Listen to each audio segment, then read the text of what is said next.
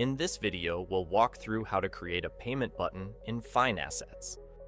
Once you are on the Finassets dashboard, first, click on the Payment Button option from the dashboard.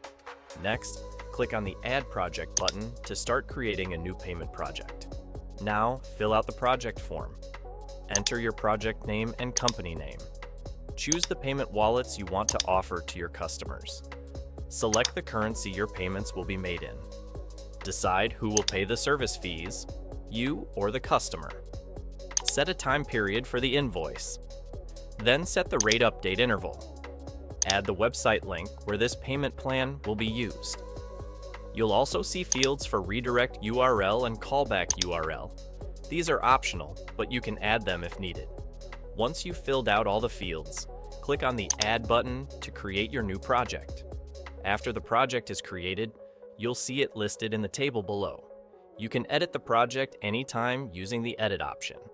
To display the payment button on your website, use the provided code. Make sure to include all these required parameters. If you want to enable advanced functionality like callbacks, there's another version of the code available.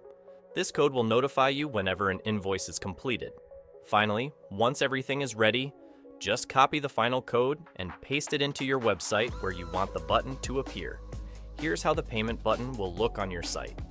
When a user clicks Pay Now, they'll see all the details, including the issue date, due date, status, total amount, and available payment options.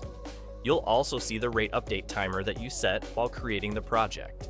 And that's it. You've successfully created and added a payment button using Finassets.